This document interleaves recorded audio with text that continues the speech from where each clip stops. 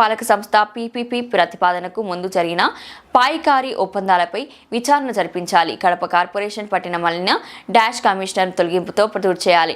నగర పాలక సంస్థ భక్షకులుగా మారిన దుష్ట చాతుర్యాన్ని తొలగించే వరకు పోరాటం. గాలిచంద్ర సిపిఐ జిల్లా కార్యదర్శి ఈ నెల 10న జరిగిన కడప నగర పాలక సంస్థ జనరల్ బాడీ సమావేశంలో కళాక్షేత్రం వైఎస్ఆర్ ఆడిటోరియం మరియు అంబేద్కర్ భవన్ పాత మున్సిపల్ కార్యాలయ స్థలాన్ని పీపీపీ పద్ధతిలో అమ్మకానికి ప్రతిపాదన సిద్ధం చేయడం వెనుక జరిగింది.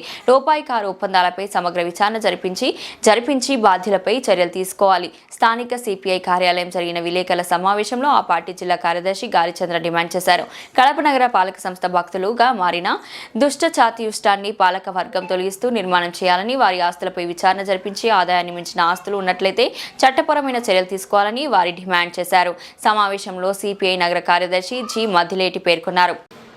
కడప నగరంలో విలువైనటువంటి నేక్నామ్ ఖాన్ కళాక్షేత్రము, వైఎస్ఆర్ ఆడిటోరియం, డాక్టర్ బిఆర్ అంబేద్కర్ భవను, పాత మున్సిపల్ కార్యాలయ స్థలము, ఈ 4 ప్రాపర్టీసు కోట్ల విలువ చేసేటువంటి ప్రాపర్టీస్ను పీపీపీ మోడల్లో ప్రైవేటు వ్యక్తులకు కట్టబెట్టి తద్వారా అమ్మకానికి పెట్టడాన్ని భారత కమ్యూనిస్ట్ పార్టీ తీవ్రంగా ఖండించింది, వ్యతిరేకించింది.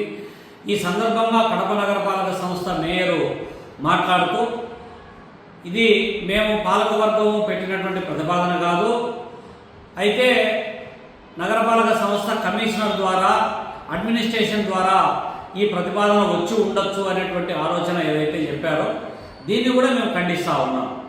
ఒకవేళ నిజంగా కడప నగరపాలక సంస్థ కమిషనరు మనోజ్ రెడ్డి యొక్క ప్రమేయం ఉన్నా, లేదు ఎస్సీ చెన్నకేశ్వరరెడ్డి, ఎంఈ విజయ్ కుమార్ రెడ్డి, లేకపోతే సిటీ ప్లానింగ్ అధికారి మనోజ్ రెడ్డి, వీళ్ళ ప్రమేయం ఉన్నా కూడా మేము ఖండిస్తూ ఉన్నాం, వ్యతిరేకిస్తూ ఉన్నాం.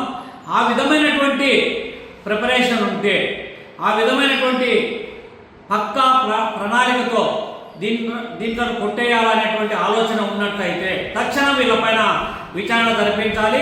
నగరపాలక వర్గము వీళ్ళను ప్రభుత్వానికి సరెండర్ చేయమని చెప్పి తీర్మానం చేసి పంపించాలని కూడా మేము డిమాండ్ చేస్తూ ఉన్నాం. ఎందుకంటే రాష్ట్ర ప్రభుత్వము ఒక పక్క ప్రణాళికతోనే రాష్ట్రంలో ఉన్నటువంటి విలువైనటువంటి ప్రాపర్టీస్ ఇవాళ రెడీమేడ్గా కట్టబడినటువంటి మెడికల్ కాలేజీలను రెడీమేడ్గా ఇవాళ అమ్మకానికి పెట్టినటువంటి నేపథ్యంలో పెద్ద ఎత్తున వ్యతిరేకంగా పోరాటం చేస్తూ ఉన్నారు ప్రజానీకం, అన్ని పక్షాలు కూడా.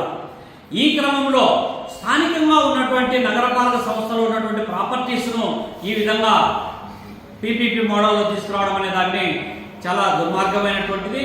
పైగా ఇవాళ కమిషనరు దీన్ని బట్టి ఏం చెప్పాలి, మనము కమిషనరు రోజువారీగా ప్రతిరోజు ఉదయము తిరుగుతున్నారంటే ఖాళీ స్థలాలపైన కన్నేయడము, ఖాళీగా ఉన్నటువంటి ఆస్తుల మీద కన్నేయడము, దాంట్లోనూ అధికార పార్టీ నేతలు కట్టబెట్టాలనేటువంటి ఆలోచనలు, కుట్రలు, కుతంత్రాలు దాగి ఉన్నాయనేటువంటి విషయాన్ని ఈ సందర్భంగా మనం ఎందుకు అనుమానం వ్యక్తం చేయకూడదు, ఆరోపణ చేయకూడదు.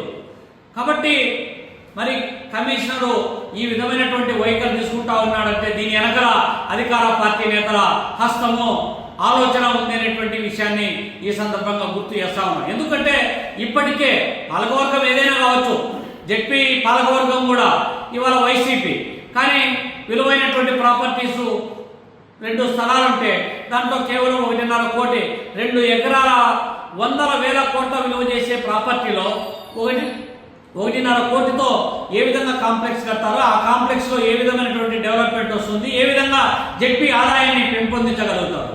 కాబట్టి జెడ్పీ స్థలాల విషయంలో, నగరపాలక సంస్థల ప్రాపర్టీ విషయంలో ఇవన్నీ కూడా అధికార పార్టీ నేతల కనుసన్నల్లో అధికారులు బుల్డోజ్ చేసి వీటిని కొట్టేసేటువంటి ప్రయత్నాలు ఏదైతే జరుగుతున్నాయో, పాలకవర్గము వైసీపీకి ఏమాత్రం చిత్తశుద్ధి ఉంటే ఆ అధికారుల పైన చర్యలు తీసుకోవాలి.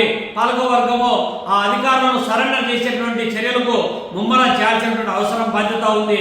అట్ట కాకపోతే మాత్రం ప్రజాక్షేత్రంలో అధికారులను, అధికార పార్టీ నేతలను, పాలకవర్గాన్ని కూడా కారణం చేసేటువంటి పరిస్థితి వస్తుందని చెప్పి హెచ్చరిస్తా ఉన్నాం.